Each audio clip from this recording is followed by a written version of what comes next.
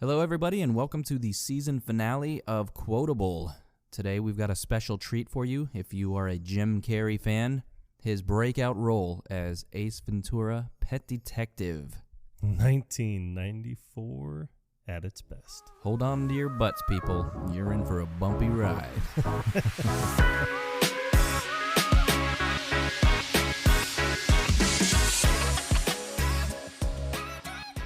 All right, let's jump on into it. HDS. We got a package, people. The High Delivery Service.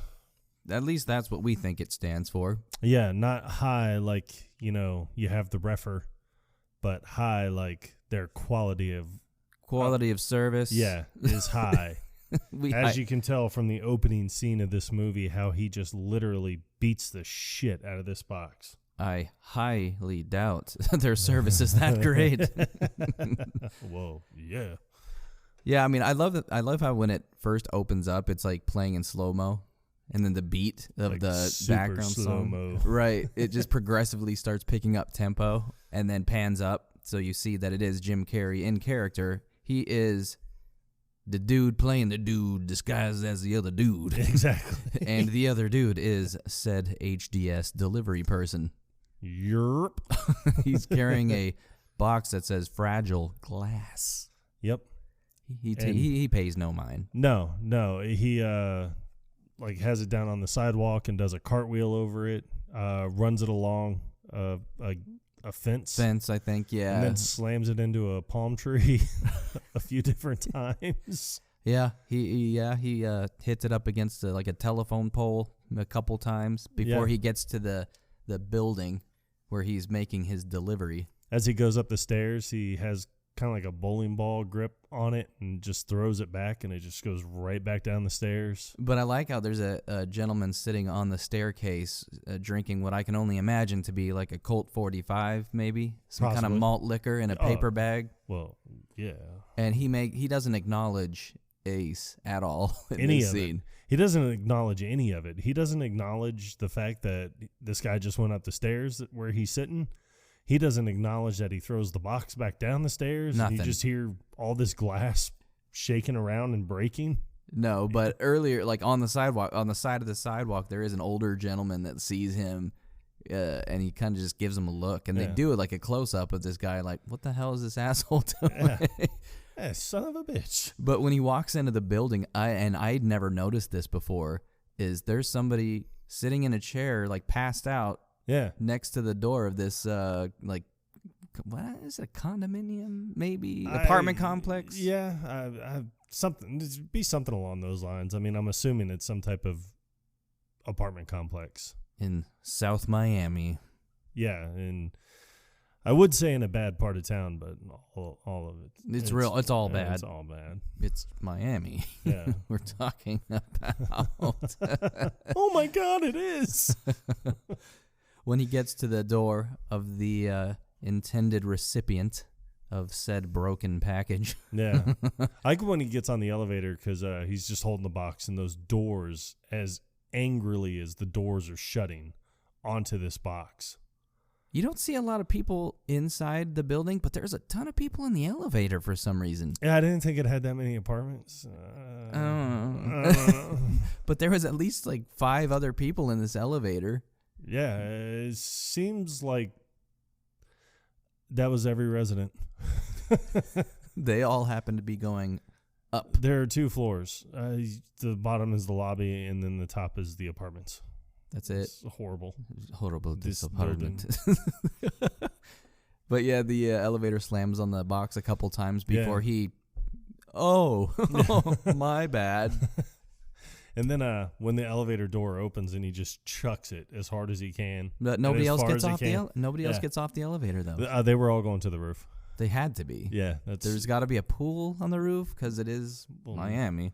No, well, the pool is just where all the water from the rain every day is collected. It's not. So. It's a cesspool. Yes, it's not. It's not an actual. This is definitely pool. Not something you want to swim in. Every episode has made me gag at some point.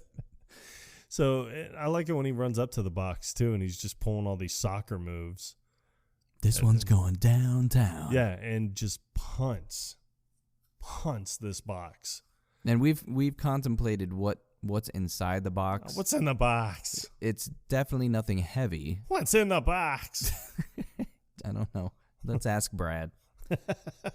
You got him on speed dial too, right? I do. I thought that you might. Yeah, I think he's probably busy right now, being almost 8 o'clock. So I'll just call him when the episode's over. Well, he could be busy watching Jeopardy or something. Yes. Wait, what time zone is he? Hell if I know. Exactly. I mean, the guy gets around. Ooh. So like a record. Whoop whoop. Yeah, So, he gets to the door and the guy just kind of angrily answers it. Yeah. What do you want? HDS got a package for you. I like it when he grabs it. You just hear all this glass, and he's like, "Sounds broken." Most likely. Bet it was something nice though. I just need you to sign this of an insurance form here. Yeah. Sign here. Initial here. But the dog comes walking up, and it's just kind of like barking and wants to play. And he was like, "Mind if I pet your dog?" I don't give a rat's ass. Oh, righty. So he does the little baby noises. Shoo boo, shoo boo, shoo boo. And in all honesty, that I still hear to this day, especially when people are like around dogs. I mean, I have coworkers that do it. And I've had coworkers in the past that have done it, where it's just like ooje boo, boo. And I don't know. I mean, I know why, because they're quoting this scene in the movie. There's no other logic. No. That would explain. But I love how when he's making these sounds, it pans up to the guy that's signing the forms, and he just gets this look of disgust, like, are you fucking kidding me? So you're one of those guys. Jesus. One thing that you do notice when the box isn't directly in front of Jim Carrey's torso, that he's got what looks like a pillow almost inside his shirt, and you don't know why just yet. Nah, you just figure that he's like a fat guy. He's playing a fat guy role with a very bad fat suit, because the rest of him is not fat. This fat suit is very bad. It's horrible. This suit. No, the fat suit is a stuffed dog. Supposed to be stuffed dog. Yeah. A pillow-shaped stuffed dog, apparently. Yep. And so he swaps it out with a real dog. Unbeknownst to the audience, because it doesn't show it. Nope. All he does is just stand back up, and he was like, I can fill out the rest of this for you, and we'll get the rest of the forms out to you as soon as we can. Yeah, so the guy walks back into the apartment, and he just like chucks the box away. Like, whatever. Yeah. Well, so I don't give a shit about this box. I didn't know. I was watching Wheel of Fortune. You're interrupting my shows. I got my stories on. Yeah, that's it. The stories. That's what I was trying to think of. I'm watching my stories. What does that even mean? But yeah, it's so it cuts to Ace walking down the sidewalk, and then you see him open up his shirt a little bit, and then the dog that was in the guy's apartment pokes his head out. Yep. Because that's what he does. He's a pet detective. Pet thief, more like it. No, he was hired to do this job, and when it goes back to the guy in his apartment, and he just looks over, and the dog's just sitting at the front door. He's like, "Get away from the door."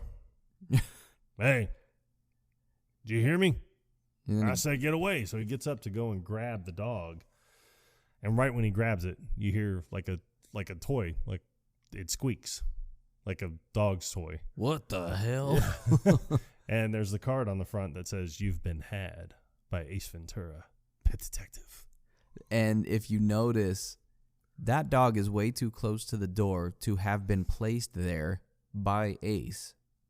Yeah, to have the door. The door would have hit the dog. Yeah, it would. Yeah, it wouldn't have shut. Nope, not even a little. Not even a lot. So Ace is briskly walking to get to his high-performance vehicle. Yep, I think like a 74 Chevy Nova. You know me and my cars. I don't know cars at all. But as he gets the dog in the car, he just looks at it, and the big Jim Carrey smile, like he always has. He's hungry fella, and pulls that modified ashtray out, which I don't know. I mean, it may not be a modified ashtray. That may have been how it was. Normally ashtrays, at least when cars did have ashtrays, they would just slide out like a drawer. But in this car, it's like comes an out extension. like a shelf. Yeah, almost. It comes out like a foot from the dash almost. And it's filled with kibble. Yep. He's trying to start it, and it won't start. And then he, calmly tells the dog, it gets flooded sometimes. We'll just try it in a bit. Yeah, we'll try it in a second. And then that's when you see the guy who somehow caught up to Ace and the dog. Very quickly. Oh, just a little bit too quick, if you ask me. And he's a bigger gentleman. Yeah. So, and all he has is a baseball bat, and he starts smashing the windshield while screaming, and you just see Ace is like, or we can can try it now. So he's trying to start it, and the guy's just going around and beating the shit out of his car. And he comes around the driver's side. Yeah, he's going around the driver's side and I love, because he just looks in his side mirror. He's like, warning, assholes may appear closer than they are. So he knocks the mirror off, and then he's behind the car, smashing the back window and the trunk and the taillights. And Ace just has to ask. He was like, while you're back there, you mind giving me a push, pal? So I just thought of something. Yes. 3 episodes in a row where a car's getting beat to shit. Yep. Yeah. Well, I mean, hey. I swear to God, we did not when plan something this. When something works, you stick with it. It just works, man. Yep. It's always great to see a car smashed to shit. Especially when it already looks like shit to begin with. Yes, it wasn't in pristine condition at all. But he finally gets the car to start, takes off, and goes back to the owner, the actual owner, yes, of the dog, Rebecca Ferrati. You got to roll those R's. Ferrari. Wonder what she's doing now. Probably a whole lot of nothing. Living off residuals from Ace Ventura. I'll tell you what she's not doing. Updating her IMDb profile picture. No, she's wearing a very low-cut blouse that's like tied in a knot yes, at her midsection, and her upper bosom is kind of pooling out over the top. Oh, some big old boobies. Oh my God, they are. But it shows the dog running up to her like, oh my God, I miss you. Is Daddy being mean to you? Yeah. So your immediate thought is, wait, how Daddy? in the hell did this guy get with this girl and mess that up? And the only thing I can think of is he was hung like a moose. Yeah, but still, how do you mess it up? I mean, come on, man. Did you see the guy? Look at him. He looks miserable. Oh. But she has to volunteer to repay him. I was under the impression that if you hire a detective, there is a conversation that is had negotiating terms. And money? And money. Yep. He returns so apparently the animal, this yeah. didn't happen. No. At all. Because, she was like, how could I ever repay you? And he was like, well, there is damage to my car. I had to fill it with premium because it's a high-performance machine. And then she just starts kissing him. And how about I just take off your pants instead? Gee, let me think. Sure. And then his arms just go straight up. Yeah, like he's holding on to the top of the door jamb and violently swinging back and forth. Jeez, for the love of Pete. People are real friendly around here. Oh, man. Oh, Jesus. So this is the opening scene. I mean, this is... it's comedy gold. It really is. And what I found out is when he was reading the script before the shooting of the film started, I don't know how he was reading it prior to him developing this character, but he based it on something that he would do like during stand-up. And I could see that. And yeah, they had him try it, different ways, I would imagine. And then he was like, he probably had the thought, all right, well, let me try it with this. And then in a couple of the scenes where he added the alrighty thens or whatever, because I don't think those were in the script prior. They thought that it worked way better than what they had envisioned, I guess. Yeah, that's interesting, man. That's fucking interesting. I thought you might say that. But so, then it goes to what is it? The capture of Snowflake, right?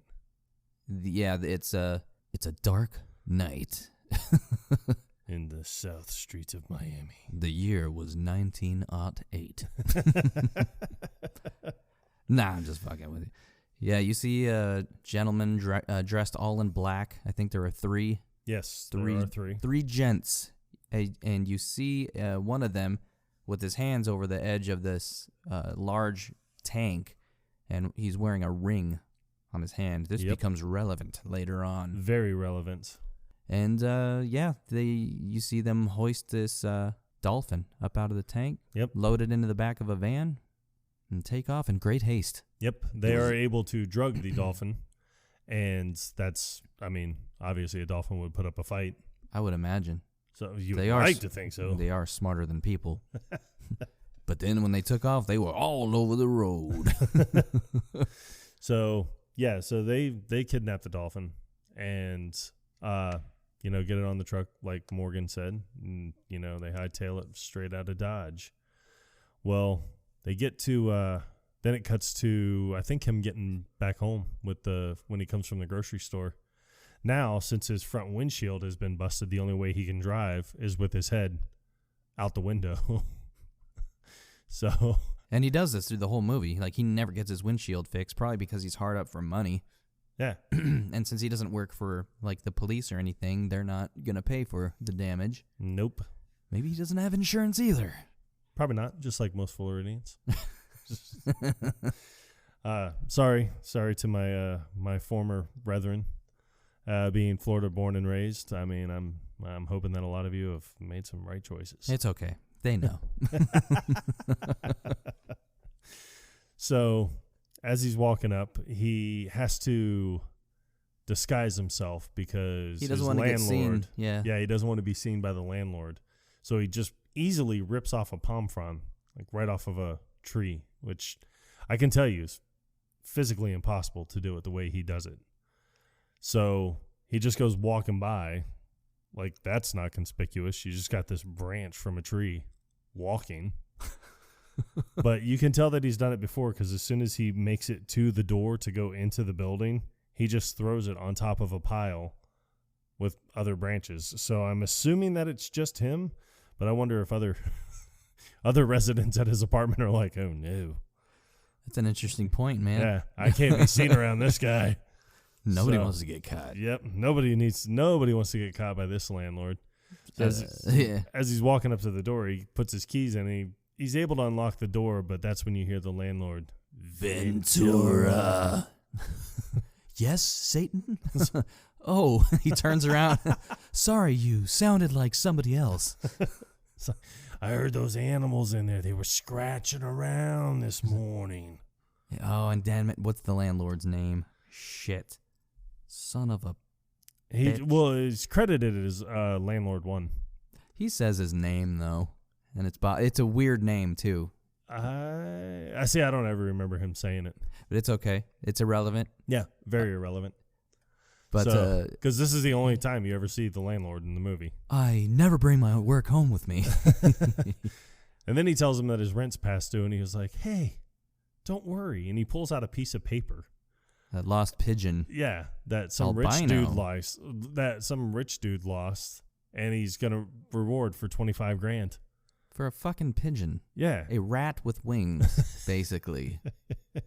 But what's so great is like the landlord's just like, oh, okay, fine, you'll give me your money when you get $25,000. I think most landlords would be like, no. You pay me, and you pay me today. Or I'm throwing you out. What's the dog food for? Fiber. But no, he's still suspicious that, something's going on. Yeah, so he tells him, you can come in and look around if you want. And he starts jingling his keys in the door like he's struggling to get it open. Like he's trying to get it unlocked. And finally gets it. And they walk in and he was like, come on. Snoop around. And he doesn't see anything, even though he's sniffing incredibly hard, I guess, just trying to get a whiff of an animal. And he's just like, I just better not catch you with any animals in here. And I love the exit because he's standing in the doorway still. And Ace just slams it as hard as he can. Dude's nose is like inches from the door. So he then lets out after he shuts the door, lets out a whistle. And all of these animals, Chickadance. Chickadance. That's his the landlord's name. But all these animals come out of everywhere. I mean, birds, parrots, a skunk, dog, skunk, an otter, squirrels. An otter comes out of the toilet. Penguins come out of the ice chest. Then the monkey was in the bread box. So he's just that's like 30, 35 animals easily. It's a lot of animals to train. Yeah, but the weird kind of, I don't know what like the harmonizing that he does. Oh, he stands up. He's But the way his mouth is moving is so weird. It's like it doesn't match up to what he's singing. He's a very animated individual. You know this. And it's very possible that he recorded this soundbite separate from, being on camera. I think that's more of the case, but it's weird the way he moves his mouth. It is. It adds to the humor, I would say.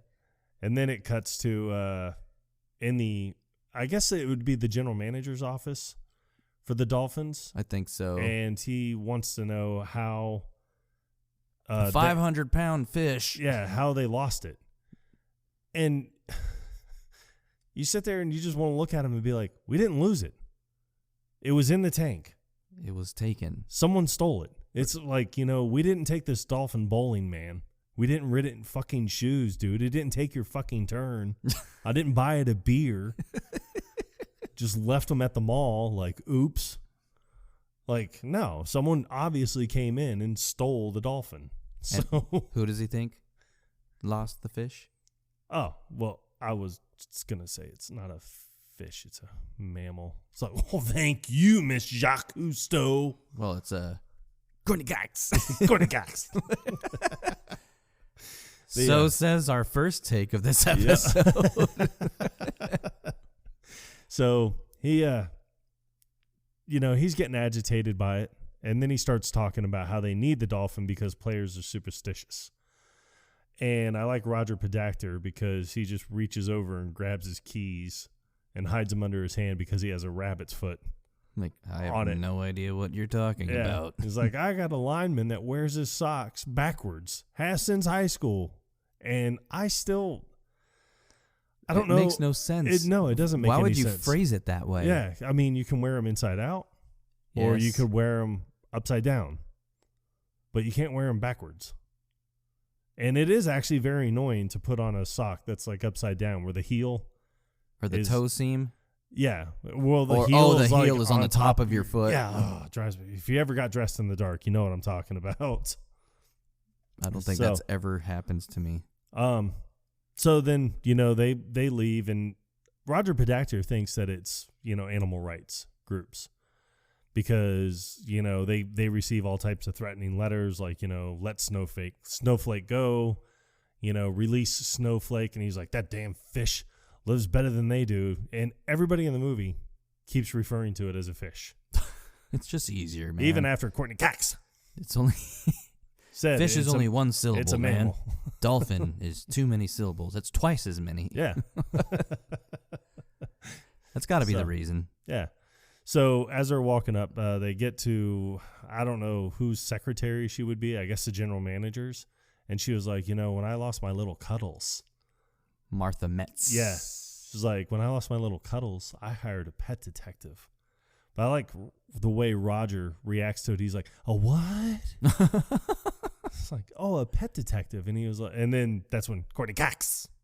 It's like, "Oh no, thank you, Martha, but we're gonna leave it to the professionals." And she was like, "Oh no, he was very professional and thorough," which was very implicative. Yes. And so they're just kind of like, okay, well, that's when it shows Jim Carrey on top of the roof trying to catch the albino pigeon. Yeah. He goes to jump at it to grab it, slides off the roof and down what looks like, 2 to 3 stories into a pile of garbage, and you hear his beeper going off. And I love the way he's laying there too, because he's just like, like nothing's obviously broken, but it was a soft pile of trash, I would imagine. Oh well, yeah. Unless there was some bottles in there, possibly. You know how the weekends go. Thought I was gonna have to shoot my way out, especially in South Beach. So they go to it shows him showing up to the Dolphin Stadium. And he goes up and meets Courtney Cox. And she shows him video of Snowflake. He can kick a field goal. He can actually jump up out of the water and grab a football out of someone's hand. And I like Ventura's reaction to it. He's watching the video sitting down at this desk while he's chewing sunflower seeds. Oh, and the way he chews them just annoys the ever-living shiz out of me. I can't stand it. Sorry, that was a little tangent there that was probably not needed, but no, I'm just focused on the fact that you said shiz instead of shit. These are explicit episodes. But I mean, come on, and then she even offers Courtney Cox offers an ashtray, and he was like, "No thanks, I don't smoke. It's a disgusting habit." As he smiles, he says like shells all in his teeth. A cornucopia, if you will, of shells. But they ended up going outside so they could show him the tank or whatever. Yeah. And Roger Pedactor approaches, and I've always liked this line that he says when Courtney Cox asked him how he was holding up, and he's like, "Well, if it looks like I'm walking funny, it's because I got 24 reporters up my ass." I use that line to this day. And then, she was like, "Oh, Ace, this is Roger Pedactor. This is Ace Ventura, the pet detective." And he's like, "Oh, you come highly recommended by Martha Metz." The who? Yeah, and it's funny because he's like thinking about it. Like, Martha Metz. Oh, yeah. The bitch. It's like, excuse me? He's like, Pekingese, lost in the Highland Park area. Hyperactive, yeah. She was half dead when I found her. So he doesn't actually remember Martha Metz. He remembers Martha Metz's pets. And he probably doesn't even remember the lady that he got the blowy from that he just returned the dog to. Yep. But he remembers the dog. Yep. So he goes to look at the tank, and the reporters, like a flood of reporters come up. Yeah, well, they're all kind of like still in the background, but I think you can hear them talking in the background. But as they get to the top of the tank and he's going down inside, he's like, "Did the cops drain this?" They're like, "Yeah, this morning." He's like, "Huh." And I love, because I say this still to this day, as he's going down the ladder, it's like, if I'm not back in 5 minutes, just wait longer. I tell that to people all the time. That is definitely one that stuck with me as well. And then he goes into his Captain Kirk impression.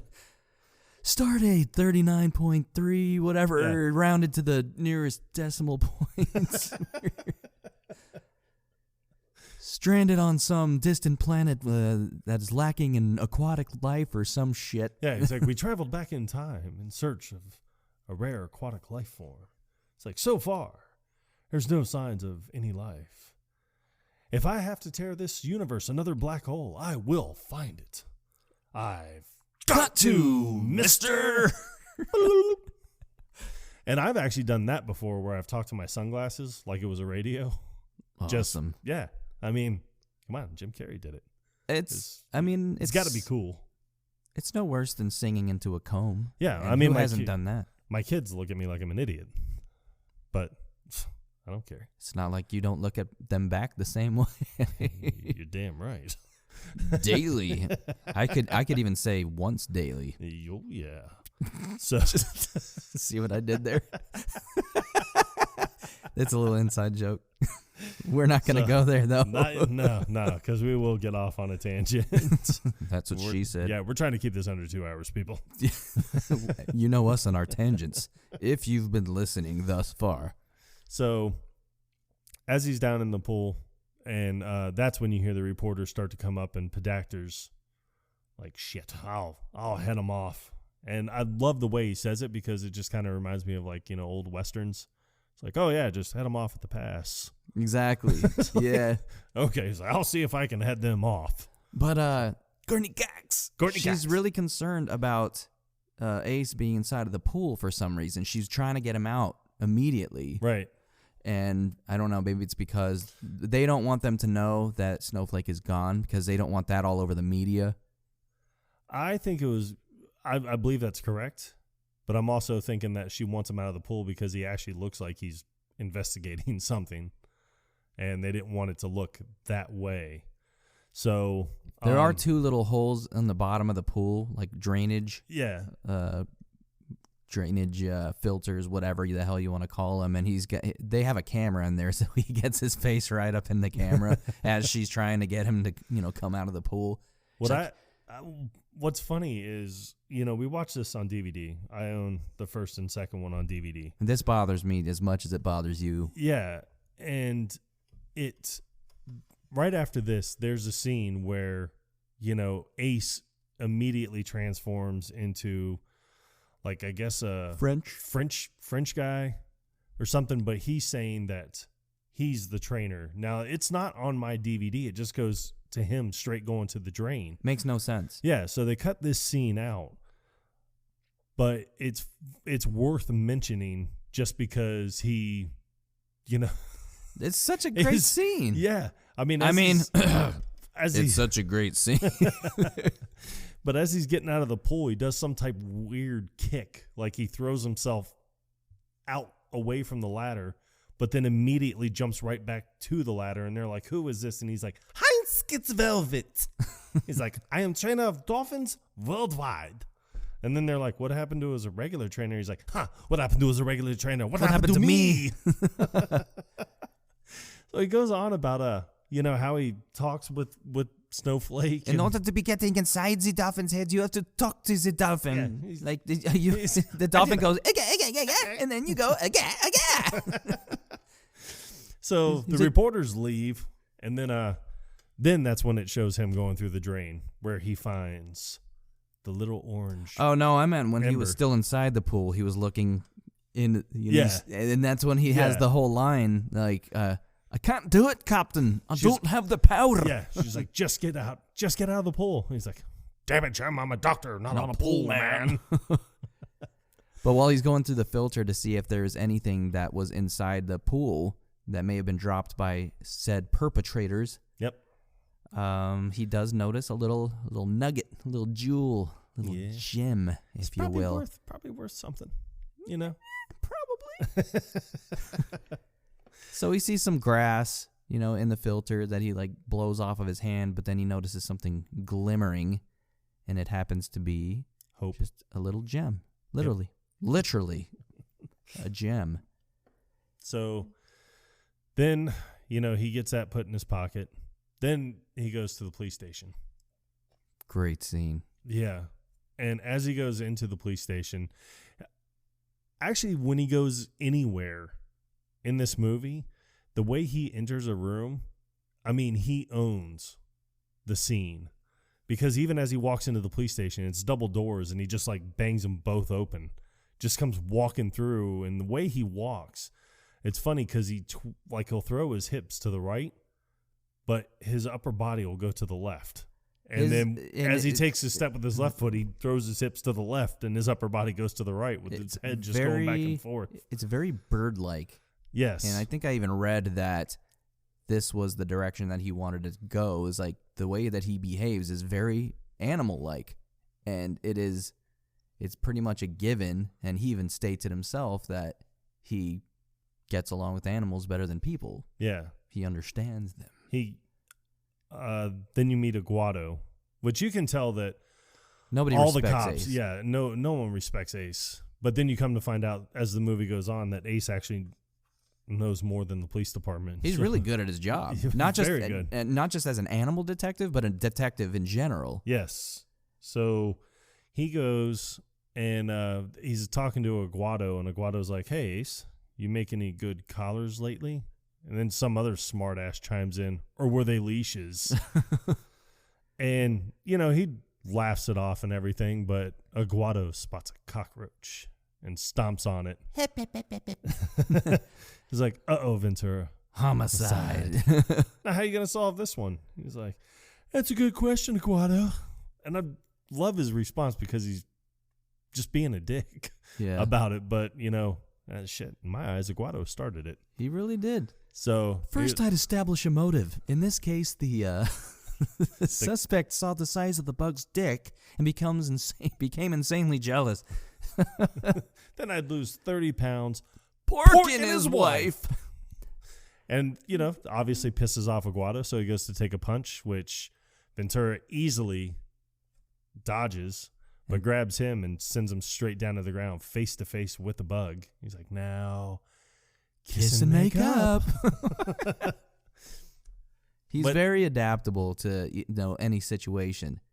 He alters his personality, his character. He's not fazed at all by the mockery.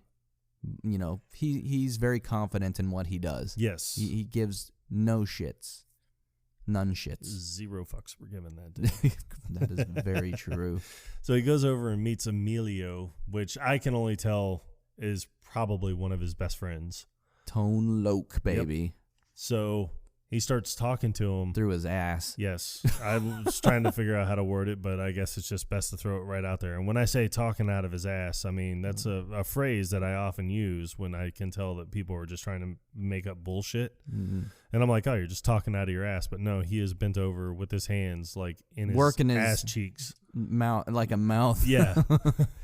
Mind if I ask you a question? He's like, "Ace, don't do this to me. My boss comes down here and catches me talking to you or your ass. I'm history." For sure. And this is one thing that because he's wearing vertical striped pants, I think it makes it funnier when he's, working his ass cheeks like that.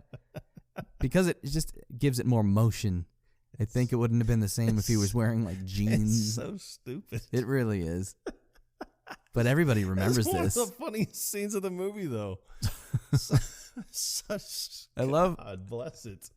I can't believe I laugh at it as hard as I do every single time. Well, he's trying to get information from damn it, Emilio. This is why you called him E. Yeah. Last time we tried to do this because I couldn't remember his name. Emilio. But he's trying to find out who's working the snowflake case. Yes, and finally he tells him, it's Aguado. And he's like, "Oh, good call." But as he's getting up to leave, he turns around again and starts talking out of his ass again. He's like, "Thank you for your cooperation. By the way, do you have a mint? Perhaps some banaka."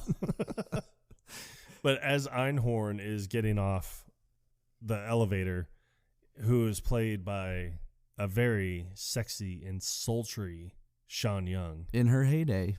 Oh, yeah. And 94 was that heyday. You better believe it, my friend. So he starts singing a song, and this asshole mio. Still singing out of his ass. Yeah. Oh, Sada Mia. She just comes walking up, and he stands up and goes, "Holy Testicle Tuesday." Foreshadowing. Yep. There's quite a bit of this throughout the movie. So, she asked, what's Dr. Doolittle doing here? And he's like, oh, just asking about the snowflake case. And then she was like, well, don't worry. She was like, I got my men working on it. We'll find the porpoise. And he's like, whew, now I can sleep safely. It's like, of course, nobody's missing a porpoise. It's like dolphin. It's a bottlenose dolphin that's missing. And then he goes actually through the differences between a porpoise and a dolphin. So, but I like when he's leaving that scene because he was like, perhaps I'll give you a call sometime. Your number's still 911. Oh, righty then. And then he does the whole yep. And just bolts right out. And then I believe right after that is when it shows him going to the Cannibal Corpse show. Yeah, he goes into this like metal club. You know, everybody's dressed in black. Yeah. And I thought it was weird that everybody was holding cans of Budweiser because it's very odd to find that in a club. It's normally draft beer served in plastic cups. Even though you do see one girl holding a plastic cup. Yeah. Contents unknown.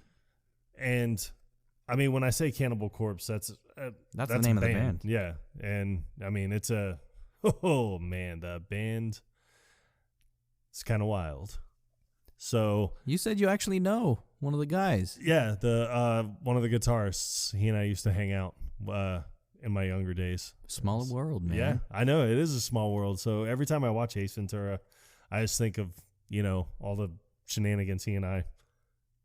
Was his hair really that long? Yeah, it's probably even longer when I met him because when I met him it was 97, 98. And you never see the guy's face in the movie because he's got his hair. They're all straight down, just headbanging. Yeah, and so I like it when Ace goes up to, I don't know, just some guy headbanging. He's like, "Excuse me, is Greg here?" And the guy just never stops. He doesn't acknowledge. Keeps headbanging. Yeah. So he's like, "Thank you." But then he's trying to make his way through the crowd. He does this little dance like a tango. Yeah. And he's the only one dressed in colorful clothing. And so it shows from the bottom of a staircase, this kind of like small little foyer hallway looking thing, and he just gets thrown against the wall. But as he's looking back, he does the hand on the chin. It's sign language for fuck you or something. Yeah. And then just goes down the stairs and bangs on the door, and you hear someone inside. It's like, "What's the password?" New England clam chowder. Is that the red or the white? I can never remember that. White? Yes. And the door just opens slowly. So happy about it that he remembered. I am happy at the fact that this gentleman makes a second appearance in our first season of Quotable. Yep, this guy really gets around. He really does. Dutch referred to him as the rat guy, I think, from My Cousin Vinny. Yep. And in My Cousin Vinny, his character was listed as rat guy number 1. Oh my God, he was.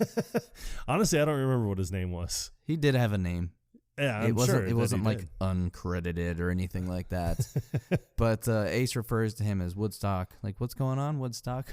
He's like, "Hey, Mandinga." But he tells him that he's hacking into a Norwegian whaling fleet. He's like, "I am sending them new directional coordinates." And it shows the blips break off, and he's like, "They'll find Jimmy Hoffa before they find any humpback whales." Oh, yeah. And I'm trying to think, isn't that when Ace replies with gravy? Yes, it is. And he only uses that line this one time, but it's so great. It is. So, he's there, and he was like, "So what can I do for you?" And he was like, "Are you still able to hack into the aquatic supply chain stores and see who's been buying large equipment?" It's like, "Oh, Ace, I thought you had a challenge for me." And this is where he puts on a second pair of glasses. Yes. He has a pair of glasses on and then a second pair right in front of him.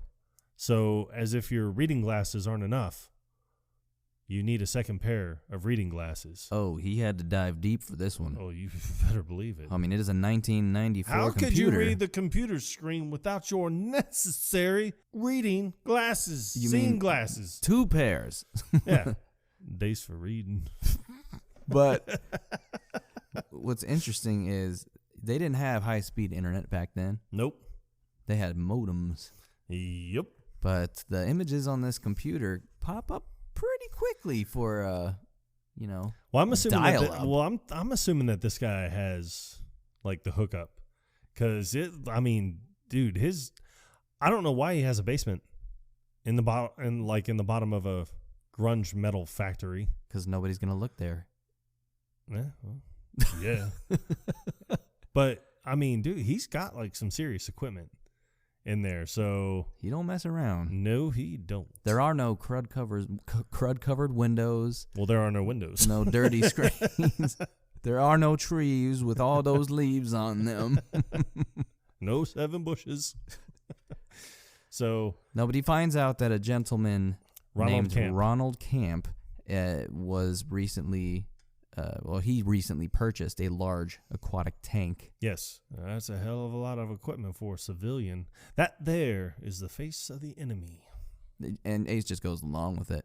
Yep. So- I mean, what else can you do? I mean, the guy made $1 million. So, He has to find himself a date. yeah, because Ronald Camp is throwing, oh, look at me, I'm the richest man in the world party. Yes, Again. at his villa. Yeah, well, this is more than a villa. This is a full-blown estate, my friend. But as they show up, I love that. Who Jim shows Carrey, up? Well, it's Ace Ventura and Courtney Cox. There it is. That's what I was waiting for, man. And she's like perturbed because she's like, no, his parties are strictly for A-listers. Like, so she's got this feeling like, I'm not even supposed to be here. So she's like, you better not do anything to embarrass me, because, she could get fired. What, like this? And, it's a shame that we're not videotaping these, because he starts acting like a bird, making all types of weird noises. Well, one of the butlers opens up the front door, and she hits him with her purse. Like, Courtney Cox, just lays right into him. And that's when he turns around. Not the guy at the door, but Ace. Yeah. But then he turns around and he's like, good evening, Captain Steubing. Howard Gopher and Doc. Permission to come aboard. And he salutes him. Yeah. And the guy doesn't even make eye contact. No, he doesn't acknowledge anything about him. Because here's, Ace Ventura wearing a dress shirt. And I guess it's the dressiest shirt he can find. And but it just says Florida, like all over it. And it's got like palm trees and shit on it. With like a baggy white coat, like a suit jacket. Yeah, it looks awful. And black pants. I mean, for some reason it works. It works, but for it just Ace. it just looks terrible. If oh my God, if we put that into the Cosmo fashion app, he would have got a D-. Oh, Morgan and his apps. So they make their way inside of this party. Yes, where Ronald Camp sees Courtney Cox. And he's like, it seems like he's delighted that she's there. He seems a bit taken. Yeah, so I'm thinking that he's, probably looking at her like, oh my God, I've been waiting for you to come to one of my shindigs for quite a while. Melissa, so good to see. See, and I don't even see him saying that. I just see him walking up and being like, Courtney Cox. He should have. I'm glad that you are here. Yes. So he loses his accent. Yes. For just a moment. Just for Courtney Cox. For just a moment. So, she introduces him, Ace Ventura, to Ronald Camp, and she was like, oh, Ronald. Who is your friend? Yeah. It's like, oh, he's my date. He's like, he's a lawyer. He's like, well, should I just... Does he have a name, or should they just call him a lawyer? It's like, oh, yeah, this is Tom Ace. Tom Ace. Yeah, he immediately goes along with it because, you can't blow the cover. So he starts talking about how he was at Stanford Law and said that, people could make a practice just out of people going to billionaires' homes and private residences, fake getting sick from food poisoning. Investigating, Yeah. or eating like the spread, whatever, hors d'oeuvres or whatever. Shellfish at a catered affair? Yeah, he's lost his bearings, man. But he hints at the fact that he wants to go over to where the food is. Yes. So, oh, look, honey, the hors d'oeuvres. And he grabs her arm and like yanks her over that way, but she doesn't partake. I love as they're walking by, he's got that string quartet playing, and he just grabs the dude playing the cello and yanks his arm. And I just found out that was improvised. I love it. That was not in the script. And I love it. These little tidbits of information, they're so great. They are. Oh, they're wonderful. But I wonder if the cellist was in on it, where like how they reacted to it, like afterwards. Like if Jim Carrey said anything to them, like, oh, sorry about that. Yeah, I don't know. I just want to think that, because it was probably a professional quartet. So you have to stay professional and just, keep playing. The music must go on. But I mean, Jim Carrey is an odd, person. I love him, as an actor. Yes. But even in interviews, he's an unusual guy. Like, you think that at any moment he's going to jump right into a character. You feel like his personality is a character. Yes. Like, there is no real version of Jim Carrey at all. No real version at all of this man.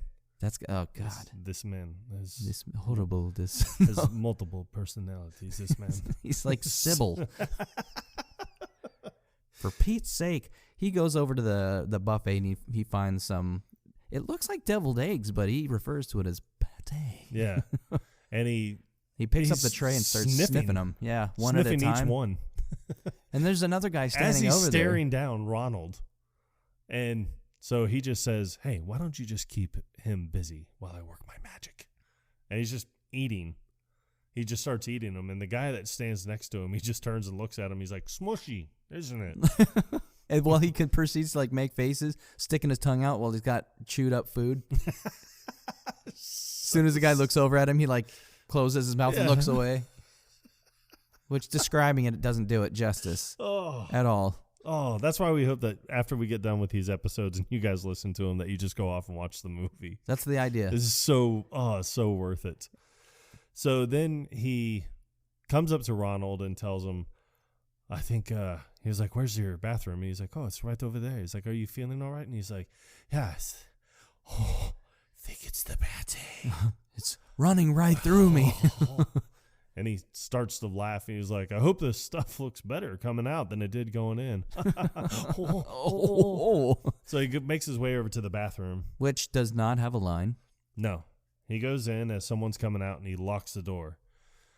And then immediately you start hearing the Mission Impossible music.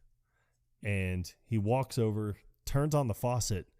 And I love that when he turns on the faucet, he just looks at himself in the mirror and I guess notices like a zit or something on his face, so he pops it real quick. Yeah. And then goes over to the window and jumps out. Now he makes it like this incredible, overly elaborate feat that he's got to get through when he could have just walked on this walkway. He's easily like 12 to 15 feet wide. He's by this giant pool and the walkway leads right to the door. But he proceeds to jump over a fence that is surrounding the pool. Yes. Unnecessarily, in my opinion. I like that he's just shimmying along the outside edge and then pretends to slip. His foot just slips out from underneath him. But you mentioned the column inside the pool. Yeah, there's like a stone column from the house that goes down right in the middle of this pool. And I'm sitting here thinking, why? A support beam in the middle of a pool? Have you lost your bearings, man? Who designed this? Twice in one movie. Yeah, because, it's something like that. Working around pools and being around pools, there's going to be so much algae and shit that just builds up on that column. It's going to be disgusting. Like, no one would ever want to swim in that pool because it would be gross. Unless you literally had someone come every single day and clean it off. So there ain't no amount of chemicals that's going to be taking care of these situations. I feel like there's something they could do. But I'm just a, glass half full kind of guy. I'm just a happy camper. So he hops back over the fence and then throws himself against a stone wall like he's rock climbing or something and shimmies over to the door. Over like a very small ledge. Yeah. It opens the door. That's conveniently not locked. Yeah. So, and then goes in. And this guy, I mean, well, for the movie, Ronald Camp does have a very beautiful collection of fish. He loves fish. Yes. He even mentions this to Courtney Cax. That he walked up behind her and he was like, Courtney Cax. Because she's looking at one of his aquariums inside the mansion. Yes. The mansion. El Manchono. I think is what they call it. It's a castle. It might as well be. La Castellita. No, he says, I find them very peaceful. He's like, no matter what is going on in my life, he's like, I can just sit here and watch them swimming around, and I find myself completely at peace. Yeah. And thank you for listening to that. Courtney Cox. Far out, man. Far fucking out. So it goes back to Ace, and he opens up a door, and he goes to step inside, but he's going back, and then immediately goes back in because he found the 20,000-gallon tank, which looks like it would house a dolphin. Very easily. Yeah, and he even says, he was like, don't worry, Snowflake. I got you. So he climbs up the ladder to get to the top of the pool, climbs inside, and there's like a catwalk that goes right down the middle. Yes, which just would be, above. Yeah, which would be for people that are going to be standing there feeding whatever animals inside this tank. I find it odd that there's no railing on this at all. You have to have good balance to feed a dolphin, apparently. Yes, a very good center of gravity. That's it. What do you love? He grabs the bucket of smelts. Yes. Because he wants to try to coax Snowflake to the surface. As one would do. But my question is, if it was Snowflake, as it claimed to be, how was he going to get him out? Good question. No idea. Yeah. And we never find out. Nope. Because it is not Snowflake. It's not Snowflake. It's not Snowflake. So as he holds one of the fish over the water to try to coax Snowflake to the surface. I love how he's calling it, too. He's like, come here, Snowflake. That you don't know if dolphins respond to whistling. Yeah. It's not a dog, man. But out of the water jumps what I can only imagine is a great white. That's what it looks like. You don't see it very long. It's got to be 20 feet, 25. But when Ace turns around and sees it, freaks him out to the point where he falls backwards into the water. Yes. And then the shark grabs him by the legs and starts dragging him all around the surface of the pool. Yes. No blood. No blood. None. At all. No. Yeah. I mean, he doesn't have it. Yeah. No. He doesn't have it. Yeah. The shark's name is Jabberjaw. He used to help people solve mysteries. Yeah, he's a nice great white. Oh, God, I can hear that theme song in my head now. You are welcome. I am not going to start singing. Don't worry. You heard our afternoon delight. So he, it cuts back to Courtney Cox and Ronald Camp sitting, and they're just staring at the bathroom because a line has started to form. As if there was only one bathroom in this goddamn castle. I know. I have 35 bedrooms. One bathroom? One bathroom. At a catered affair? That's 3 times. Yep. Thrice. These said bearings have been lost. So everyone's waiting, and then she was like, asked her, he's like, do you think he is all right? He's been in there a very long time. And that's when he comes walking out. Soaking wet. Pants all ripped up. No blood. No blood. Still no blood. Anyway, yep. And I think he's missing half of his boot. I think the toe box has been bitten off. And he's got a shirt pocket full of water. Yep. That he just slams his hand onto the pocket and water goes flying up everywhere. Well, as they're leaving, he tells him, he's like, I am so sorry, Mr. Ace. We will have the plumbing checked immediately. And he's like, be sure that you do. If I had been drinking from the toilet, I might have been killed. Why would you be drinking out of it? So, it makes no sense. So as he goes to shake his hand, He shakes it, but then immediately turns it so he can kiss the top of Ronald Camp's hand, and that's when he notices that Ronald Camp is wearing a 1984 AFC Championship ring. From the Miami Dolphins? Yes, and it's got one of the orange stones that he found. Mind blown. Now it's all coming together. But all of his stones are intact. So that's when he starts telling Courtney Cox that the stone that he found came from a 1984 AFC Championship ring. So his whole plan is, I have to find all the people that have these rings. And so he has a picture of the Miami Dolphins roster, and I guess he assumes that all of them would have still been playing, even though this movie took place 10 years later. Yes, and I mean, there are people that have been traded. There are people that have retired. I mean, 10 years, that's a long time for a football player. It really is. I mean, God bless you, Tom Brady, for you can still doing what you do. But so many hits into the head before you have to call it quits. Yep. So he goes, I love the montage because he goes around from player to player to player. Just to get a look at their ring to see if it's missing a stone. Yeah, for the first guy, he just pulls up next to in traffic. And he's like, hey, loser, why don't you learn how to drive? Swerving towards his car. Yeah, and the guy flips him off. Well, he just immediately picks up a pair of binoculars. And I mean, if you're the guy flipping him off, you're like, what the hell is this guy doing? Binoculars? I mean, it's good comedy. But that guy is not missing a stone. Then he's in the mailbox, and Don Shula is trying to mail a letter, and he just grabs his hand, but he has one of those like monocles, like the Monopoly guy, yeah. with a Bic lighter. It's like a Zippo, I think. Just trying to get a look at this stone on his ring, see if anything's missing, and there's not. He goes and sees a couple players at an autograph signing, and he's able to check their rings there, but he's got like zits all over his face, I guess, to make himself look like a prepubescent teen. Which is weird because he could have just gone in as a man, unless there was a special event for younger, I guess, kids. I have no idea. There's the guy that's running around the track that it takes him 3 tries. Yes, it's like impossible to see. You can't. Yeah, he's running too fast. First time, Days just gives up.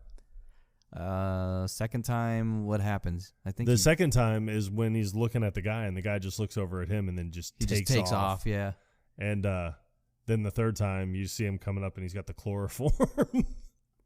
You got the guy in the shower that he pops with the towel. Gets punched him in the forehead. Yeah, just so he could get the an impression of the ring. And he goes up to the mirror and just starts counting the stones. He's like, damn it, I got punched in the face for nothing. Yep. Then there's the dude at the urinal that he's trying to look over, and that guy just stares at him and smiles. I've seen that guy in something else too. He's probably been in a lot. It's not like a lead or anything, but the guy's face looks very familiar, and I never bothered to do any research on that. And then there's the guy he arm wrestles. When he's wearing a fake beard. I know. He's such a horrible beard. Maybe it's because he thought some of the other football players who had seen him before.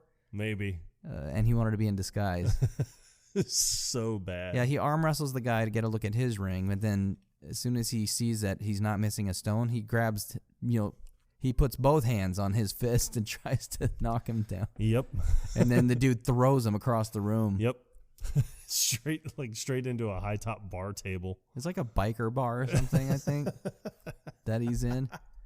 But I mean, he makes his way through the entire roster. Yes. Just Xing everybody out as he goes, and then it shows him at Courtney Cox's.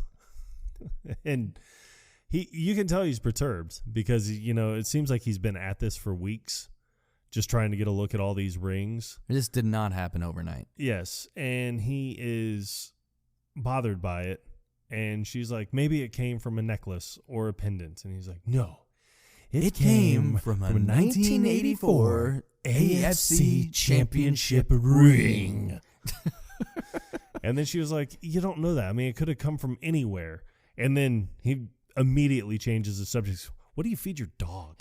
Her dog, well, he's sitting on like a lounge chair in like a patio area, and the dog's got his head resting on Ace's arm. Yeah.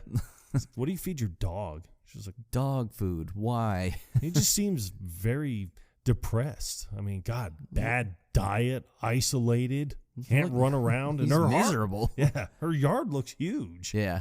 So she's like, he's just miserable. I feel sorry for him. And then she's basically calling it like it is, like Courtney Cox. She's giving him well, you're just pissed off because, your whole pebble theory didn't work out.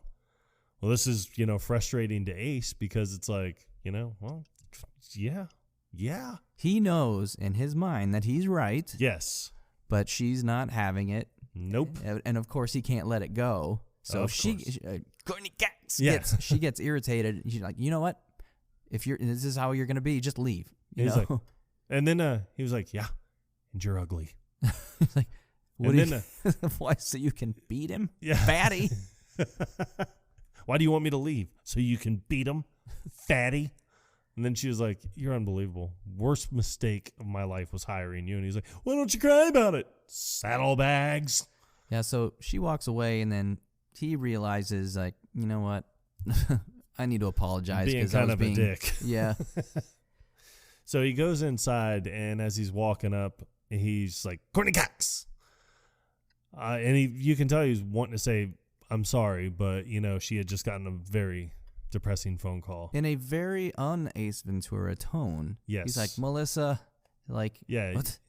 You can tell that, something bad has happened. She's holding the phone. Yep. And it looks like she's about to just break down and cry because Roger Predactor is dead. And everyone is saying that it's a suicide, that he threw himself 20 stories out of his building. It wasn't even an awning in the direction. So nothing, just jumped 20 stories like that. Now was this, there is the scene where they're back in the office, like Dolphin Stadium, where he sees the other picture of the roster that has an additional player. Was this before or after the scene, the murder scene? I believe that it's after. Because I know that, No, you know what? It may have been before. I think it was before. They are in. It was before he started. Or it was. Nah, it's got to be right around this part. It had to have been either right before or right after this happens. See, we did our homework. Yeah, we're professionals. So I think this is a good time to take a commercial break and let's get our bearings, man. We'll be because we've lost them three times. We'll be right back, and we're gonna go watch this movie. So sit tight, everybody. Well, it's gonna be like instant for you guys. For us, it'll be eternity. It'll be at least 90 minutes. No, like you said, we'll be back after a word from our sponsors, possibly. Hopefully. Guess who's back? Back again. Ace is back. Tell a friend. I did that on purpose. I see what you did there. Right? Oh my God, I did. Too bad it wasn't a porpoise they were missing. So yeah, so it is right around this scene where he does, in fact, because as they're at Predactor's, he, tells her about or that's when he's solving the crime, basically. This is solving the crime, so I think it was after he goes to the scene of Roger's death. It's his apartment building. There's cops, like a ton of cops and like everywhere. Forensics. It's like 80 cops inside this apartment. At least. So, and then that's when he starts telling them, he's listening into the stories of what everyone said they saw or heard or what have you. And the neighbor said that she heard a scream, so she called the manager. The manager came up and they went inside. Then he's walking by the manager as he's talking to a cop. He's like, yeah, I came in, I opened up the sliding glass door and looked down, and there he was on the pavement, pancaked. Like Highsmith? Yes. just like Highsmith and dancing. So he's talking about this, and then, he sees the dog, and he walks over, and he's like, oh, rough night, huh? So he's petting the dog, and that's when Einhorn comes up, and she was like, who let him in? And she's like, oh, he came with Courtney Cox. So she's like, this is a crime scene. You're not allowed to be in here. And then I love his response because it's just so, like, in your face. He's like, yeah, I'd hate for someone to be walking around where I'm doing and pointing out all the mistakes I was making. He makes his way out onto the balcony, and on his way, he grabs a white cotton glove from the forensics team. Yes, they do not use these cotton gloves. No, it's usually latex or something. Yes, it is always latex. But he's looking at the railing. He looks over the side of it, and then he runs his finger along side of it, and then Lois follows him outside. Yes. And he makes reference to the spot of blood on the railing. Yep, that they missed. So, and my dad pointed this out to me back in the early 90s. We were watching a movie, and there's blood on the floor, and my dad he would always point out, to be like, why do they have to touch it to make sure? And she does, indeed. He was like, yeah, it's a spot of blood on the railing over there, and she touches the blood. Don't know why. I guess to make sure that's blood. I mean, I thought it she makes was no gonna sense. Half expected her to taste it. Who'd have thought? Roger was B12 deficient. So he goes to tell her, well, this is what I think happened. And what he thinks happened is that he was with someone. He left work, went out, had a couple drinks, came back, but he wasn't alone. Whoever he was with, they got into a fight, into a struggle inside the apartment, and then he was thrown over the balcony, and the killer shut the door behind him because it was double pane soundproof glass on the patio. Right, because he mentioned the fact that you said when you got in here that you had to open the door. Yes, and he even looked at the neighbor, and he was like, you said you heard a scream, and she was like, that's right, I did. And then he was like, and you said when you came in, you had to open this door, and he's like, yes. It's like, you're certain you had to open this door? And he's like, yeah. Get to the point, Ventura. He was like, only this? And just, as he's opening and shutting the door to prove that when it's closed, you can't hear anything. Yeah, there is no way that neighbor heard him scream on the way down. The scream she heard came from inside this room. The killer threw him over and closed the door behind him. So then he tells them how they're all losers. Who? Sir, her. This house is clean. I have exorcised the demons.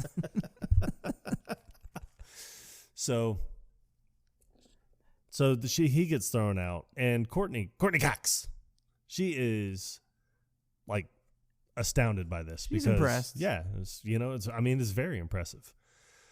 80 cops in one room, not one of them figured that out. So, and not even like Aguado's face when he's opening and shutting the door as he's screaming. It's like Aguado's like, Jesus, this guy's giving me a headache.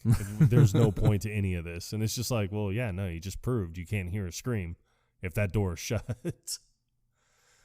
But I digress. So I think shortly after that is when he starts talking to her about the receipts. She was like, hey, she checked the entire team. He's like, yes, but receipts. What about receipts? There's got to be receipts.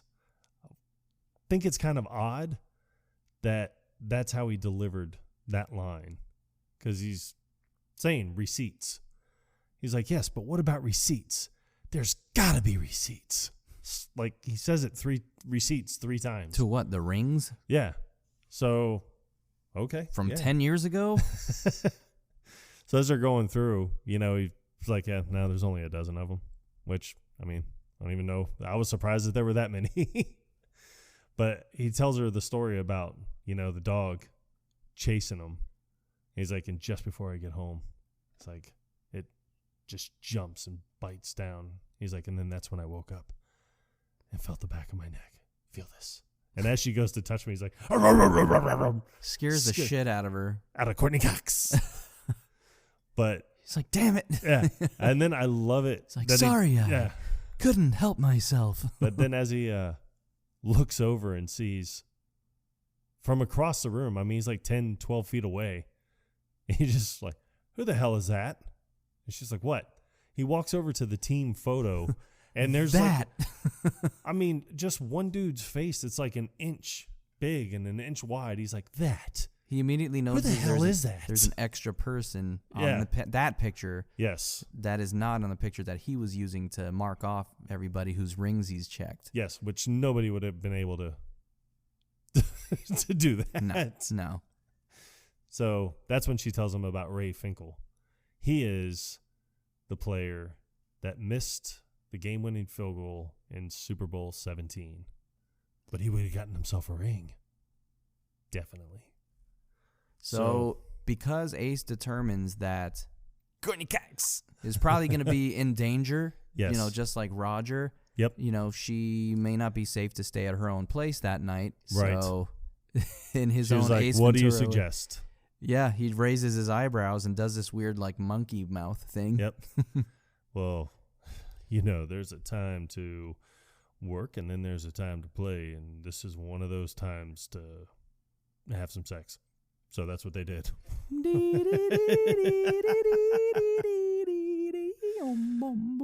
And then the animals even, like, they're mimicking, like, everything. Like the headboard, and the parrot's, like, throwing his head up and down. And it's crazy. That's not right, Michael. It is not right. Yeah, so they finished this round. Yep. 3 times? I'm sorry. This has never happened to me before. I must be tired. Okay, I'm ready. So then the next day, he has to go to Collier County, the home of Ray Finkel. Psychoville. Yep. Ray Finkel's the mayor. So he goes to Finkel's house and knocks on the door. But as he's walking up to the house, I mean, people have spray painted on the outside of this house, like choke, choke, choke. Choke artists, yeah. You suck, die, Finkel, die. Like all these things are spray painted all over this house. It looks like the front door's been shot a few times.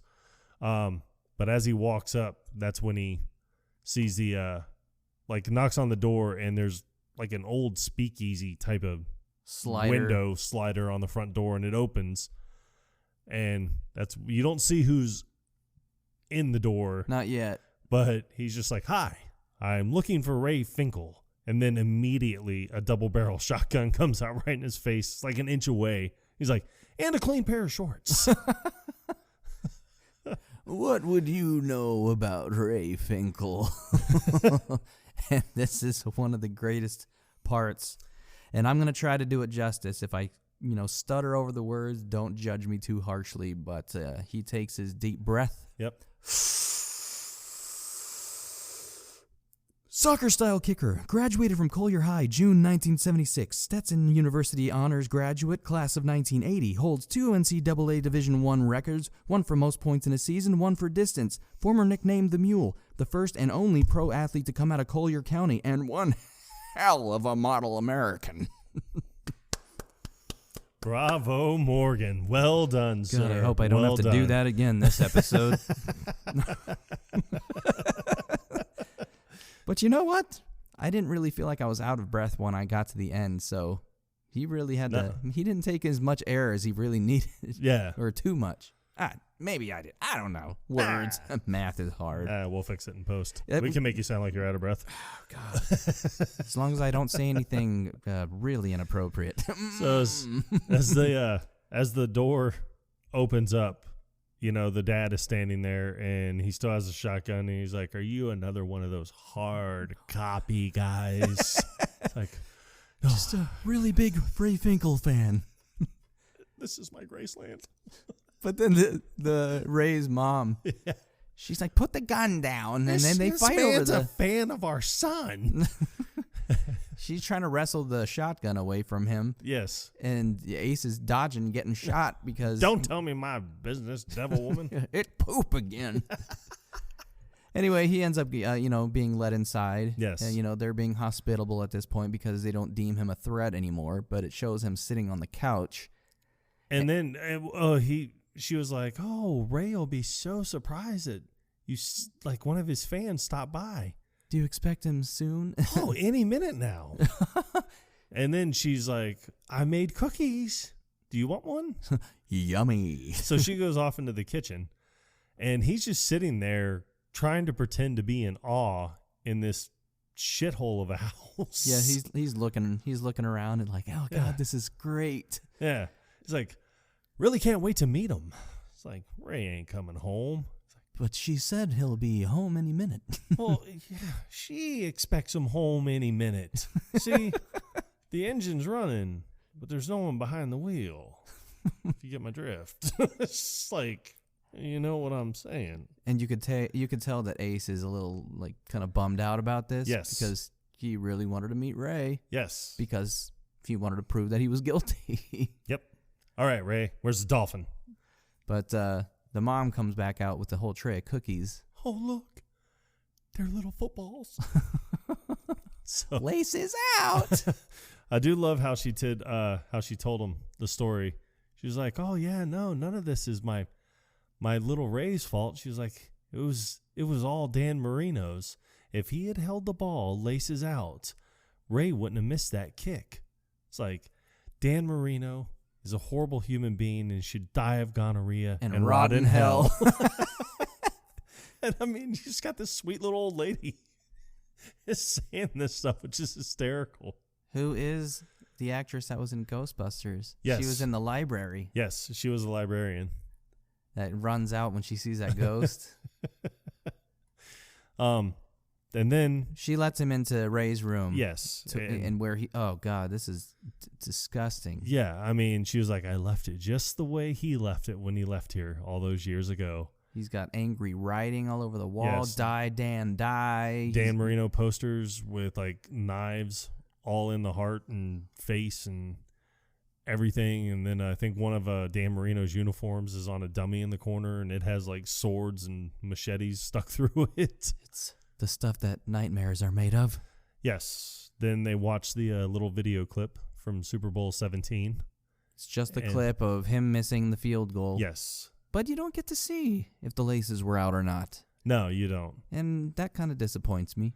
Yeah, it does. I mean, but it is just, I mean, it's one of those things where to me it's disappointing, but at the same time I'm like, I'm glad they never showed it, because you're always going to have that wonder. Well, he finds out later, well, I think the dad tells him that he ended up going to Shady Acres. Yes, in that Tampa. He escaped from a mental institution in Tampa.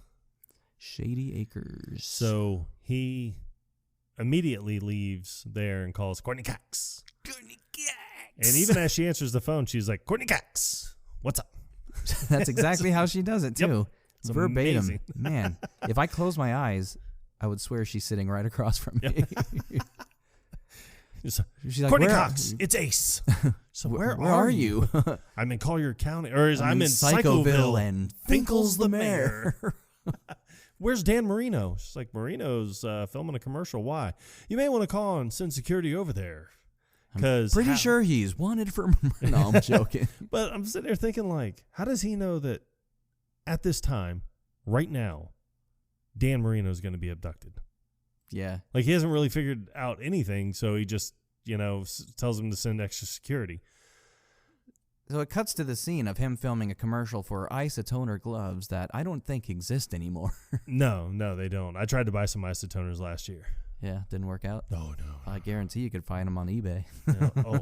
Yeah. But I'm not paying those type of prices. I mean, they're collector's item now.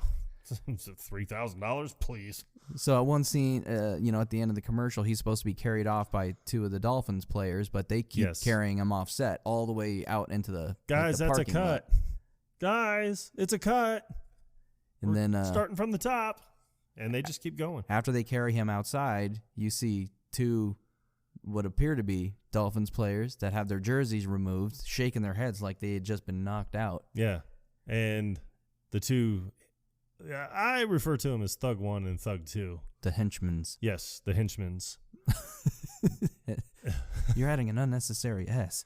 It's already plural. You wouldn't say Chinese's. So they carry him out, and Marino has kind of it's like an unneeded line right there, but I guess it was just trying to be funny. He's like, "What is this, a rewrite?" Stupid. Yeah. It's horrible. Stupid. This line. I felt bad when I said it. So immediately regret this decision. So I don't really know the distance between Miami and Collier County, but it seems like it would have taken them a while to get back. But somehow Ace is getting back right when they're leaving with Marino. And he actually hits two of the cops with his car, and he's like, "Sorry, gentlemen, pet detective, come through." Which I guess he doesn't really care about Marino. He just, needs Snowflake. He doesn't care about Dan. Yeah. So, the henchmen's are able to elude Ventura this time because, he ends up wrecking his car. So, he catches a bullet in his teeth. He does. It's quite impressive. I've only seen that done one other time in my life. Actually, that's a lie. I haven't seen that. This is David Blaine. You could imagine what it'd be like if I did. Yes. So then it shows him going to, he goes to Einhorn's office. And he's like, "Oh, I solved that pesky old snowflake Roger Predactor Dan Marino thing." She's like, "Oh, yeah? How'd you do that?" And he's like, "You ever heard of Ray Finkel?" And then she's just kind of like, "All right." Doesn't acknowledge, but nope, doesn't acknowledge. Doesn't at stop all. him either. Nope. So he starts telling him, he's like, "Oh no, Ray Finkel botched a kick in Super Bowl 17. It's like blames Marino for the entire thing. He even took it personally that they gave Snowflake his old number, taught him to kick a field goal. It's like, so he kidnapped him." And she was like, "Wow, maybe you are more than just a pet dick." So she starts making out with him. And as she kind of lays him back on her desk, and she's like, the famous line, "Yeah, your gun is digging into my hip." And then she's like, "So what is it? Is it that bony bitch Melissa Courtney Cox?" Yeah. Yes, her name is actually Melissa, but it's not as funny as Courtney Cox. Yep. God, I can't wait till we do all the screams. I know. I know. So he was like, "No, you just don't do it for me." But I like that he starts moving his hips around. And then he fakes the cracking a whip. It's the pleats and the pants. Actually taking them back to the pants store. The vertical striped pants. It's an optical illusion. No, right after he says, "It's just that you don't do anything for me," he immediately fakes cracking a whip and says, "Down, boy." So clearly she does. Of course she does. Well, he needs to go to Shady Acres because he needs to snoop around. Yep. Find out what's going on. And there's only one way you can do it. With Courtney Cox behind the wheel. Exactly. So they go. She pretends to be his sister. Yes. Yeah, she was pretending to be his sister. So she takes him inside. He's wearing a pink tutu. Yep. And they're sitting in the waiting room. She's going through the whole check-in process, talking to the doctor. And then he goes through this whole routine, which is so great about, "Let me in, coach. I know there's a lot riding on this game, but it's all psychological." He does all I'm going to do a button hook pattern catch. A super slow-mo. And he's just pretending to run a play. And he's doing it in super slow motion. But I love all the little noises. Because even when he hits the doctor, on the shoulder, he's like, and then turns and he's like, "Now let's see that again." In an instant replay, and then does everything backwards. Even the talking. That's definitely one of my favorite scenes in the movie. Well, this whole part is great because he's acting like somebody who was into football before. I think he's trying to say that I think they were trying to say that he was actually a football player at one point, and I guess the damage of just getting hit in the head too many times. And has he always shown signs of mental illness? For as long as I've known him. So the doctor takes her on a tour of the asylum. I mean, takes who? The corny cats. Not the asylum. It's a facility for the mentally challenged. Yes. And throughout the whole thing, like, they're... I like it because he's taking her down the hallway. Well, he takes her outside first. You see Ace running through the fields in the background. Over here. I'm open. I'm open. I'm open. Pretends to throw a punch at someone. It's like, that's what you do in football. He pretends to be QB at one point. Yeah. Blue 32. Blue 32. Rover, sit, hut. Hops over the hedges. So great. But yeah, no, they cut to the hallway.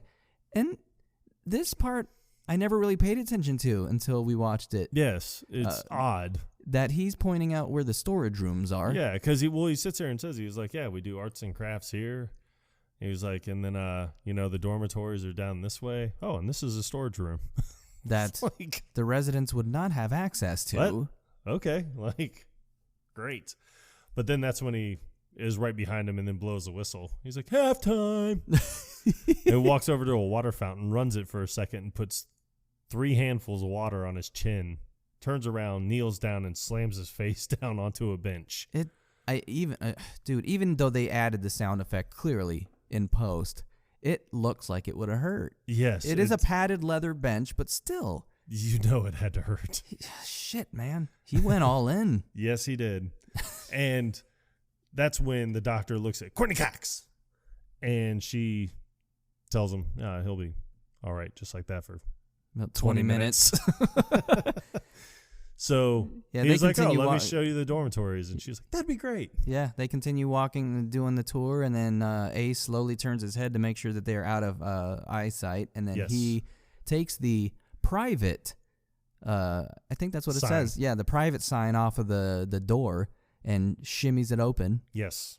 And then because we all know that that's possible. Yeah. Only in movies. Only in movies. He puts the private sign back on the door, but doesn't center it correctly, and my OCD was like...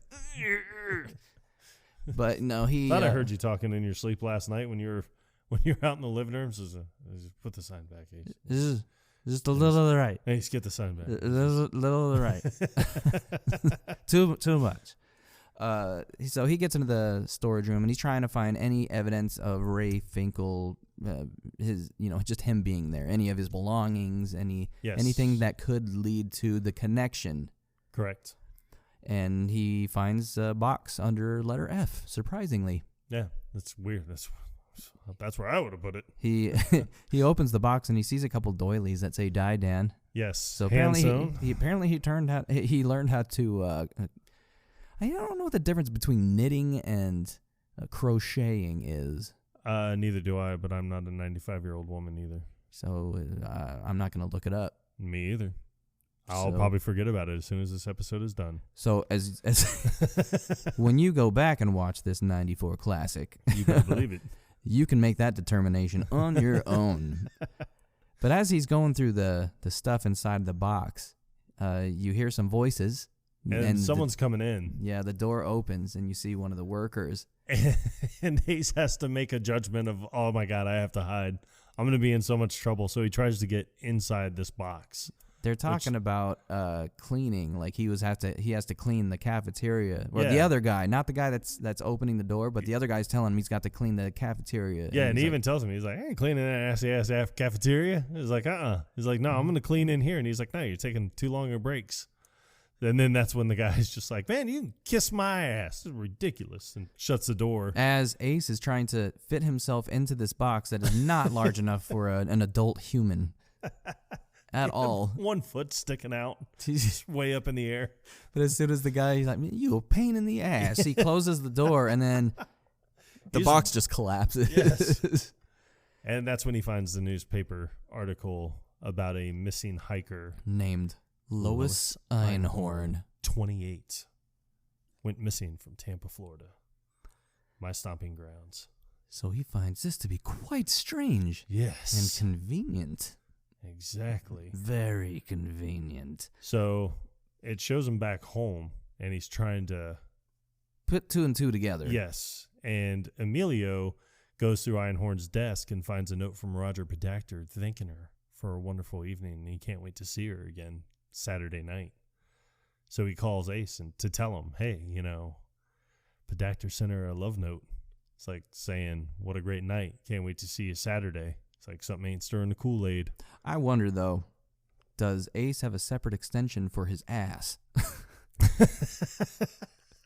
That's actually a good question. Maybe. It's extension 2. Oh, my God. See what you did there. Actually, my ass is off duty. See? I'm full of it tonight. Duty, actually. So he's thinking about, what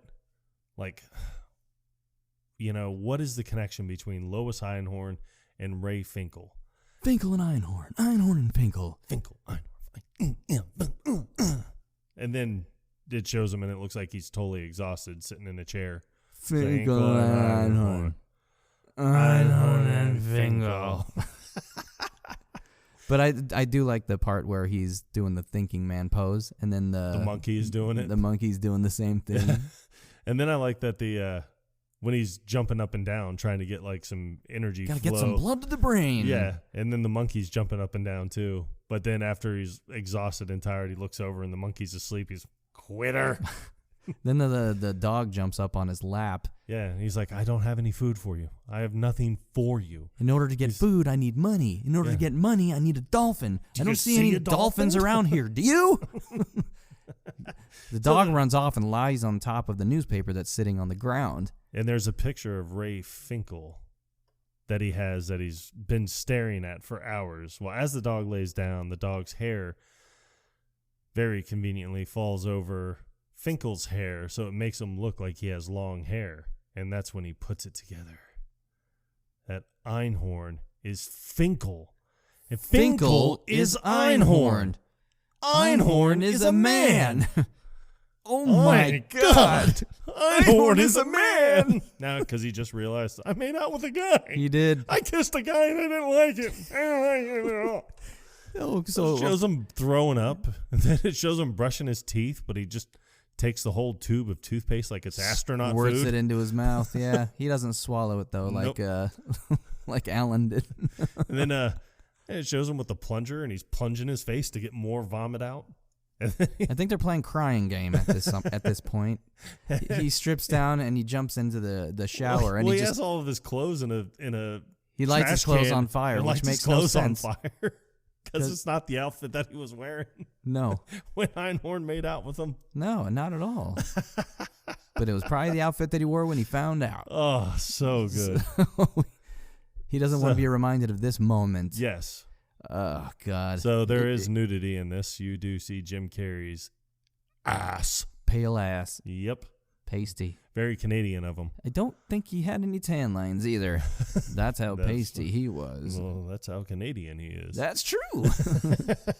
So they're so polite, they don't have tan lines. So then it cuts to him outside of, I guess, what I'm guessing is the police precinct. And he sees Einhorn coming out. But as he's sitting there waiting on this stakeout, he's got... stick after stick. Yeah, I mean, he has to have, I would imagine, 18 to 19 pieces of gum. And he's got it wedged in his cheek like a goddamn chipmunk. And then I like it as she gets in the car driving away, he starts his car and he's like, gun is digging into my hip. So she goes to where they're keeping Dan Marino, where the henchmen's are. Them's henchmen's.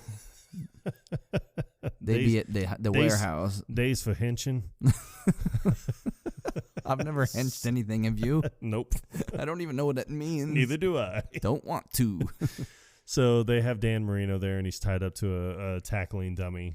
And then, one guy, the smaller henchman's, is trying to feed Snowflake, and then the bigger henchman's like, oh, look, Marino, I'm throwing passes to a dolphin, and just pegs the dolphin with a football.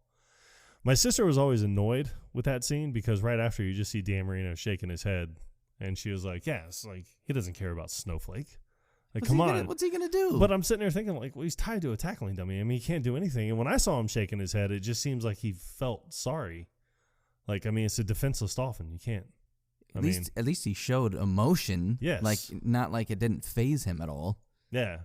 Well, that's when, Einhorn shows up and she starts talking to Dan. But when she's talking to Dan, everything she says, she ends with Dan. Are you comfortable, Dan? Don't you just love Super Bowl Sunday, Dan? Would you like some refreshments, Dan? I'll be right back, Dan. It drives me crazy. So, isn't this the part where she kisses him? She kisses him, but then she kicks the football. Was it? Yeah. Yeah. Was it at this part before? Yes. Yeah. Okay. Yeah. And as she sets it down, she's just staring up and she's like, laces out. Kicks the football up through like a skylight that's torn out of the roof. Well, it's just, where the sheet metal's gone right. from the roof. And I found out that the person who played the double when she's, doing this scene, yes, is or was, at least at the time, a Dolphins player, a nice. Dolphins kicker. And during the multiple takes that they shot of the scene, like, he made it through that hole in the roof, like, pretty much every time, which I think is pretty awesome. That is. It's very impressive. Well, that's what we call a talented young man right there. I would imagine there's a bit of a height difference there, but, you're so focused on the kick that you're not paying attention to see if, this is actually a dude. Yep. But wait a second. So is Lois. Spoiler alert. No, we already spoiled it. So we take Ace is actually able to take out the two henchmen, and the way he takes them out, I'm actually surprised that they're just unconscious and not dead. Because the size of the hook that he has off that cable. Well, he knocks the bigger of the two by dropping the bucket of smelt on him. Yeah, and I love his response to that as he comes crashing down. He's like, unconscious, exactly like I planned.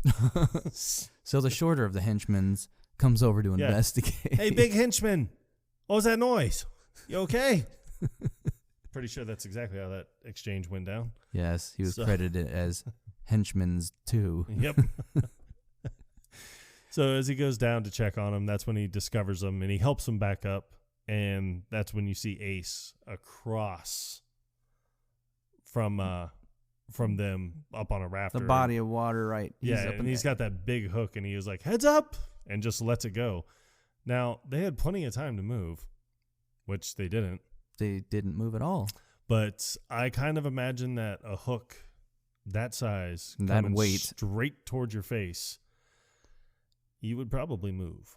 Because if not, you are definitely dead. It'll take your head clean off. Oh, it did. Smooth. So he goes. So they're out of the equation now. Yes, they're out of the equation. And then that's when he goes up to Dan. He repels down. Not sure why. Seems like he could have just walked across. Just been like, all right, hey, Dan, I'm here. It's probably because he was up on the rafters. Yeah. But I do like it because you just see the rope drop and he's like, heads up. Just comes sliding right down. It worked. It worked for the scene. Who are you? And he's like, Ace Ventura. I've been brought in on a special play. Quarterback sneak. Proceeds to start untying Dan, but then is quickly approached by Lois Einhorn. Not. Cats. So she has a gun drawn, and she's like, penalty. Too many men on the field. And she calls Aguado and says, hey, I found the kidnapper. I got Snowflake and Dan Marino. It was actually Ace Ventura. So all the cops just take off. Emilio hears the call on the radio, and that's when he tells Courtney Cox. It's like, Ace is in trouble. We gotta get a handle on it. Like, we got a boogie. So they're leaving, and she was like, Emilio, do you think he's okay? And he was like, oh, if I know Ace, trust me, he's doing just fine. And then that's when it cuts to him, and he's just kneeling down crying. He's like, please don't kill me. It's like, he's the one you want? Kill him. But I like it when he says, I'll never tell anybody, I swear.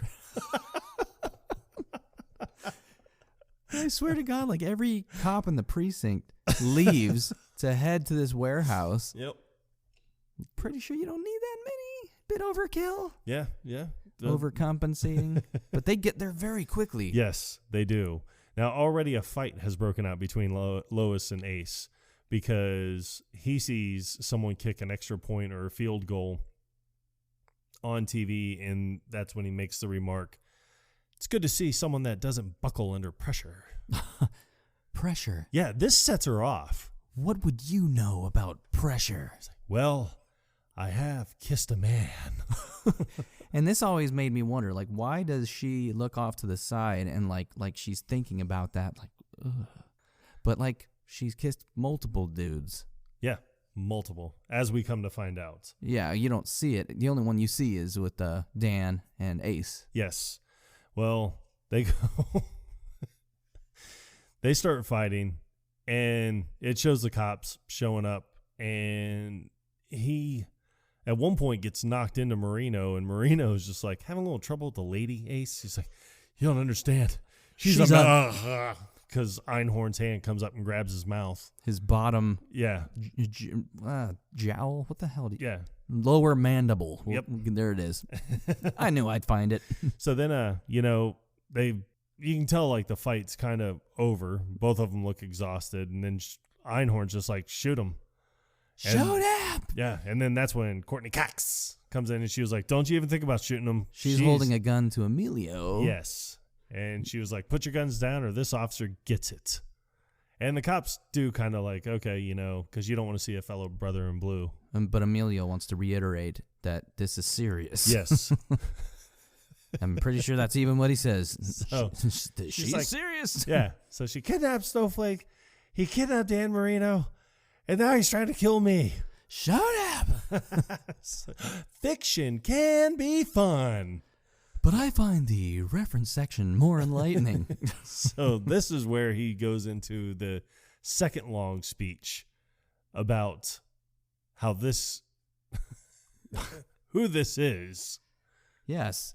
He's like, for instance, if you were to look up professional football's all-time bonehead plays, you might read about a Miami Dolphin kicker named Ray Finkel, who missed a 26-yard field goal in the closing seconds of Super Bowl 17.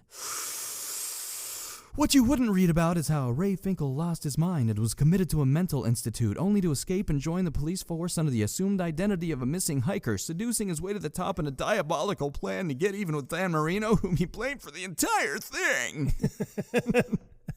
But then it's funny because all the cops are just like, "The hell are you talking about?" And he's like, "She's not Lois Einhorn. She's Ray Finkel. She's a man." So but this whole time, Lois is standing there like, yeah, like out of breath, like shaking, like she's experienced some form of trauma. Yeah. And clearly, mental case. Yes. But was able to assume the identity very convincingly of this lieutenant. So he was like, "Oh, well, I guess a real woman wouldn't need one of these." And he tries to rip off her hair, but, Boy, that's really hair on there. He was like, "Highly doubt that she wouldn't have some real ones of these," and just rips her blouse open, and she has real breasts. She's like, that kind of surgery can be done over the weekend. It's like, "But I highly doubt that she found time in her busy schedule to get rid of old Mr. Knish." And just rips off her skirt. So here she is standing in her bra and panties. You don't see any bulge whatsoever. Nope. And then that's when you see Marino. He's like, Ace, come here. Well, at this point, Ace he thinks, well, shit, man. Yeah. All this I evidence. Screwed this up. This is awkward. Yeah. But yeah, then Dan does call him over, and then you don't hear him say what he says, but he whispers something to Ace. Yes, and Ace has his back to Einhorn, and then he turns around, and that's when he sees, he's like, "Ooh, okay. There's a hot lead." This is a big one. Yeah. So he walks over, and he was like, "Even the most honed investigator can be wrong from time to time, and as my fellow colleague, Mr. Marino, has very kindly pointed out, I am actually able to let you know that if she is indeed a woman, as she claims to be, then this is the worst case of hemorrhoids I have ever seen." And then that's where the bulge is. But what's so great is he's like, that's why Roger Protector's dead. He found Captain Winky. But the fact that he turns her around like he's revealing it to an audience, yes, I find strange because he's surrounded by cops. Yep. 360. But the other thing that I noted is this must have been a really huge wang because it goes like halfway up the butt crack. Yep, sure does. I'm sorry. If you tuck your Mr. Knish back, you've got to be like hung like a moose for sure. Oh, sure. Because to go all Buffalo Bill style. All the way up the back. Plus, not to mention, it looked like it was the bottom of the penis that was showing, and it would have been the top if you're tucking it underneath. Not that I wanted to go into too much detail about. Spent a lot of time talking about Wang in this past minute. No, it's a cannoli. We're talking about an Italian dessert here. It's not a penis. Yeah. Not a bribe. Not a bribe. But yeah, then it shows. She grabs a piece of glass and she's like, die, animal boy. And that's when he just like back body drops her into the lake or the water right there. And as she's getting back up, that's when he steps on her hand and takes off her ring and sees this is the ring stone. Mm-hmm. But the scene where everybody just starts like scraping their tongue and spitting and like vomiting because like apparently all of them had at one point made out with Lois. Yeah, and it even shows like I think a few women police officers that are like spitting and wiping their teeth too, and it's like, well, I mean, he did used to be a man. Yeah, not that it matters. He was still a man. Not that it matters. Yeah, yeah, he was just a man with boobs. It adds to the comedy effect of it. And that reminds me of a line. Shit, what movie is it from? And we're the Quotable Podcast. Yeah, I know. God. All right, I'll say the quotes, and then you have to guess what movie it's from. Really way to let us down here. Don't let me down now. Oh, God, it's there's no such thing. I think it's from Family Guy. There's no such thing as a chick with a... There's no such thing as chicks with dicks, only dudes with tits. That's Ted. It is Ted. Ted 2. I knew it was Seth MacFarlane. Yes. Thank you. There's so much porn. Thank you so much. I don't want your giant box of porn, Andy. So then then it shows them going to... He's taking Marino to the Super Bowl. And... You did point out that Ace is driving Dan Marino to the Super Bowl. Like, Marino's not in a cop car. You would think, even though there's a huge, long convoy of cop cars. Exactly. Like, you would think he would have been in one of the squad cars. You'd like to think so, but no, he's in this beat-up Chevy Nova. And both of them have their heads out the window. Even though Dan doesn't have to see where they're going because he's not driving. Yeah. Hey, Ace. Yeah, Dan? You got any more of that gum? That's none of your damn business, Dan, and I'll thank you to stay out of my personal affairs. You're a weird guy, Ace. Weird guy. So he gets him to the Super Bowl, and Snowflake is there. And Snowflake does indeed kick the field goal, which I think that Ace is kind of happy about. But then they're like, and welcome back, Dan Marino. And then that's when you see Ventura, and he's like, please. Whatever. Marino. Okay. So then it goes to... He finds the pigeon again. Yeah, he sees the pigeon as he's kissing Courtney Cox. He looks up and the pigeon is landed on one of the water coolers, and he starts sneaking over. And sneaking and sneaking. And he sneaks some more. And he's walking by people like shh. And they're just watching the game. They're not paying attention to what he's doing. They don't care. And then out of nowhere, here comes the Eagles mascot. Yes, is on the Dolphins sideline, which makes no sense. To use the cooler. Yes. And he just knocks the bird away as he goes to grab it. And he's like, you idiot. Do you realize what you've just done? Cost me $25,000. It's like, oh, yeah? Blow me. Which sounds funny coming from a mascot eagle. So then a fist fight breaks out between the mascot and Ace Ventura. And I love it when they introduce Ace Ventura because they're like, a real humanitarian and lover of all animals. as he's beating the shit out of a 6-foot bird. But he realizes that the camera's on him as he's got his fist up about to punch him in the face again. And he just stops what he's doing and just waves to the camera. But, you know, it's kind of funny. That line that he says, "You idiot, you realize what you've just done." Like, I swear to God, he uses that same line in Dumb and Dumber after the bus drives away. Yes, he did. And scene. That's Ace Ventura, everybody. Oh, it was a phenomenal movie. And this is his breakout role. Yes. I mean, granted, he was good in Living Color, but I mean, this is what made him. And he did 2 other movies this same year. That's because he is a man's man. He was unstoppable. No, he also did The Mask and Dumb and Dumber in '94. Mm-hmm. Loving. Pretty sure we're gonna do at least one of those. Yep. Love it every minute of it. Love it every minute of it. It's a made-up song, I'm telling you. I'm joking. He played the song for me. It doesn't sound anything like that. Yeah. Loverboy is getting like 10-cent checks every week. So where the hell's this coming from? If you didn't say Loverboy, I'm pretty sure we could have got away with it. But honestly, that's really it. This is a wrap for season 1. Yes.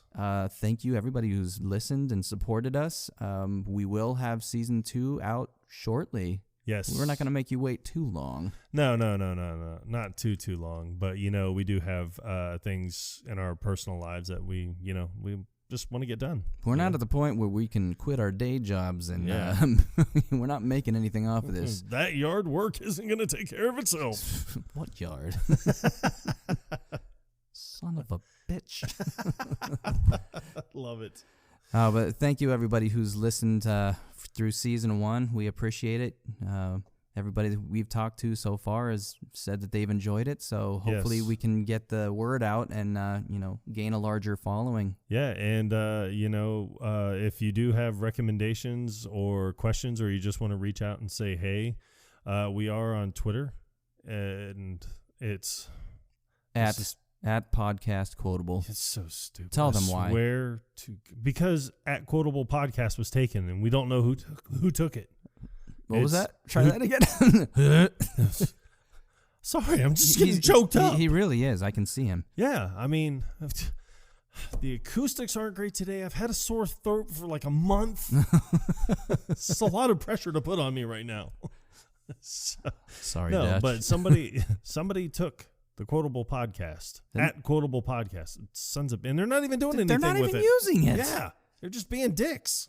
Fuckers. Yeah, so I had to go with at Podcast Quotable. I'm going to have to send them a well-worded letter. Yeah. Oh, you wait until Elon Musk hears about this nonsense. I wonder if they'll be able to tell how angrily I was writing. Oh, seething. Hey, look at this guy. He used all caps. Must be mad. It's a funny name. Turd Ferguson. All right, but that's without any additional ado, we are going to sign off. Yes. For the last time in season 1. Yep. Thank you all, Quotable Nation. Yes, it has been a joy.